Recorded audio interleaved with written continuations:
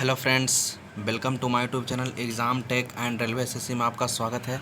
तो फ्रेंड्स, आज हम लोग हिस्ट्री के एक बेहद ही बेहतरीन टॉपिक के बारे में जानेंगे, गुप्तकालीन प्रसिद्ध मंदिर के बारे में। दोस्तों, ये बहुत बार प्रतियोगी परीक्षाओं में पूछा जाता है और आगे भी पूछने की संभावना है।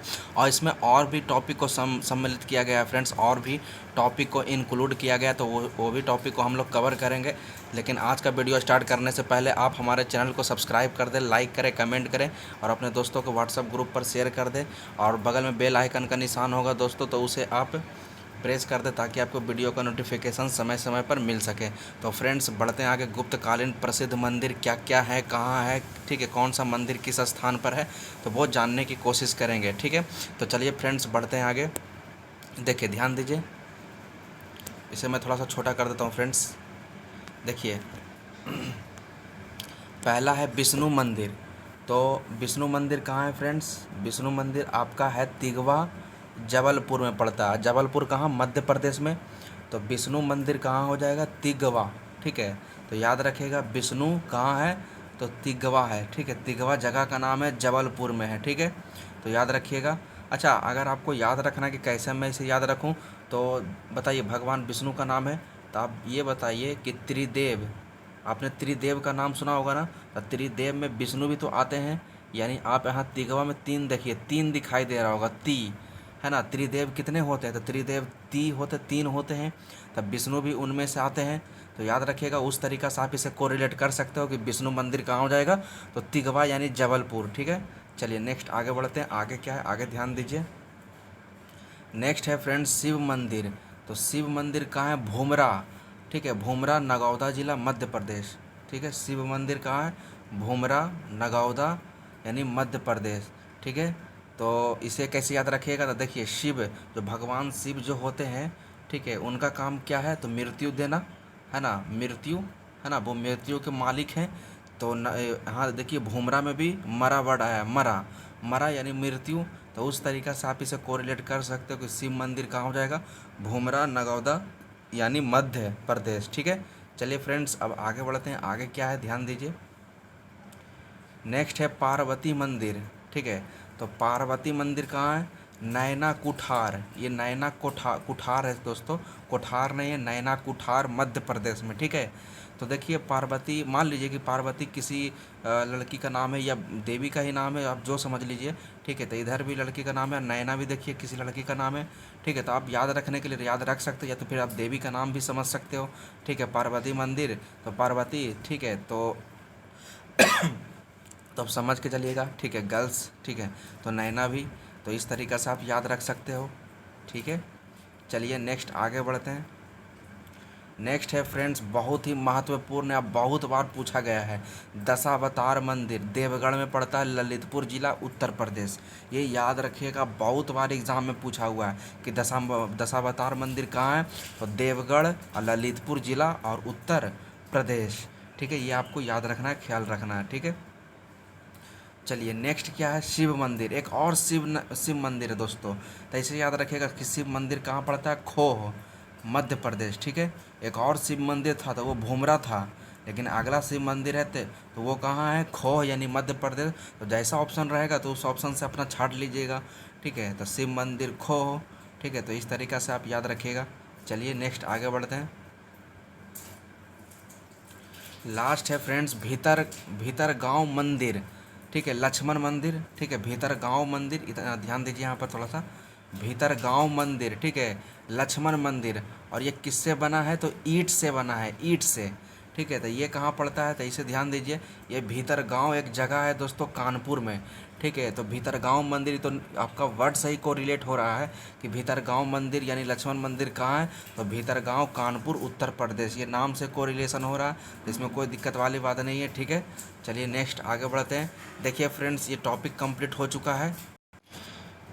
ठीक है फ्रेंड्स, तो ये टॉपिक कंप्लीट हो चुका है। ठीक है, जो आपका गुप्त साम्राज्य का जो मंदिर थे उनका कौन कौन सारा स्थान है वो कंप्लीट हो चुका है। अब एक टॉपिक और इसी में दोस्तों, गुप्त साम्राज्य में भूमि के प्रकार। ठीक है, ये भी आपको एग्ज़ाम में पूछा हुआ क्वेश्चन है दोस्तों। ठीक है, तो आप ऑप्शन से आराम से इसे भी आपको रिलेट कर सकते हो। चलिए बढ़ते हैं, क्या है ध्यान दीजिए। देखिए, पहला है दोस्तों क्षेत्र, तो गुप्त साम्राज्य में भूमि का जो प्रकार होते थे वो क्षेत्र होते था। क्षेत्र, तो क्षेत्र क्या होता था? तो कृषि करने योग्य भूमि को क्षेत्र कहा जाता था। तो क्षेत्र से तो आप समझ ही सकते हो, क्षेत्र मतलब फील्ड होता है, ठीक है। तो कृषि करने योग्य भूमि, इसका ट्रिक बनाने की कोई ज़रूरत नहीं, तो आप ऐसे भी कोरिलेट कर सकते हो, ओरल भी कोरिलेट आप कर सकते हो कि क्षेत्र क्या होता था? तो कृषि करने योग्य भूमि हुआ करती थी, ठीक है, गुप्त साम्राज्य में। चलिए नेक्स्ट, नेक्स्ट आइए। नेक्स्ट है फ्रेंड्स वास्तु। तो वास्तु क्या होता था? तो वास करने योग्य भूमि। ये भी आपको वर्ड कोरिलेशन दिखाई दे रहा होगा कि वास्तु क्या हुआ करता था? तो वास करने योग्य भूमि मतलब जहाँ लोग रहा करते थे, तो वैसी भूमि को वास्तु कहा जाता था, ठीक है। रहने योग्य भूमि को तो वास्तु कहते थे। चलिए नेक्स्ट आइए, चारागाह भूमि। तो पशुओं के चारा योग्य भूमि को कहा जाता था चारागाह भूमि, ठीक है। ये तो वर्ड्स का कोरिलेशन ही है, ठीक है, आपको आराम से दिख भी रहा होगा, ठीक है। चलिए नेक्स्ट आगे आता है सील। हकीकत में क्या है फ्रेंड्स, ये सील इस तरीक़ा से लिखाता है, ठीक है, सील इस तरीक़ा से है, ठीक है, तो थोड़ा सा ध्यान रखिएगा। तो सील क्या हुआ करता था? तो ऐसी भूमि जो जोतने योग्य नहीं होती थी, ठीक है। जैसे आप ऐसे भी समझ सकते हो फ्रेंड्स, सील मतलब क्या होता है? सील मारना मतलब बंद करना।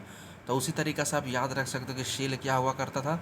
ऐसी भूमि जो जोतने योग्य नहीं होती थी, तो वही वही वैसे भूमि को सील कहते थे, ठीक है, गुप्त साम्राज्य में, ठीक है। चलिए आगे आते हैं। लास्ट है फ्रेंड्स आप्रहत। आप्रहत जंगली भूमि को कहा जाता था, ठीक है। तो आपको याद रखना आप्रहत कैसी भूमि को कहा जाता था? तो जंगली भूमि को आप्रहत कहते थे, ठीक है। तो फ्रेंड्स ये भी टॉपिक कंप्लीट हो चुका है। मैंने कुछ और भी पॉइंट को इसमें सजेस्ट किया है, इसमें कुछ और भी पॉइंट है फ्रेंड्स, वो भी आपको ध्यान देना है, वो भी एग्ज़ाम में पूछा जाता है। चलिए क्या है, ध्यान दीजिए। देखिए क्या है, हर्ष चरित्र के अनुसार हर्षवर्धन के मंत्री परिषद, ठीक है। हर्ष चरित्र जो पुस्तक है फ्रेंड्स, तो हर्षवर्धन के मंत्री परिषद क्या क्या कहलाते थे वो ध्यान दीजिए। देखिए हर्षवर्धन के समय में भंडी हुआ करता था फ्रेंड्स, भंडी, ठीक है। तो भंडी कौन होता था? तो प्रधान सचिव को भंडी कहते थे। तो याद रखिएगा प्रधान सचिव को क्या बोलते हैं? भंडी, ठीक है।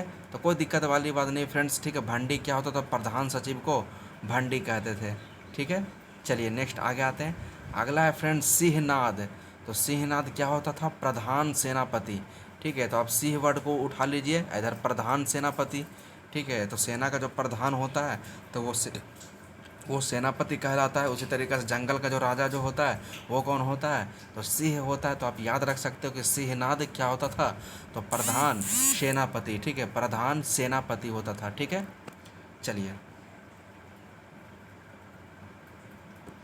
नेक्स्ट आइए, कुंतल, ठीक है। तो कुंतल अश्वसेना का प्रधान, ठीक है। कुंतल क्या होता था? अश्वसेना का प्रधान।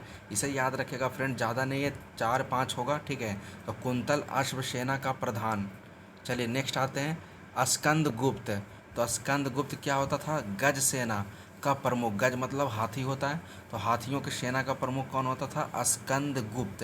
तो यही है फ्रेंड्स, ठीक है। 4 है, भंडी यानी प्रधान सचिव है, सिंहनाद यानी प्रधान सेनापति, और कुंतल अश्वसेना का प्रधान, और स्कंद गुप्त गज सेना का प्रधान, ठीक है। चलिए कुछ और भी पॉइंट्स है थोड़ा सा ध्यान देने वाली फ्रेंड्स, मैं इसे थोड़ा सा छोटा कर देता हूँ। देखिए क्या है, ध्यान दीजिएगा इस पॉइंट पर। क्या कह रहा है ध्यान दीजिए।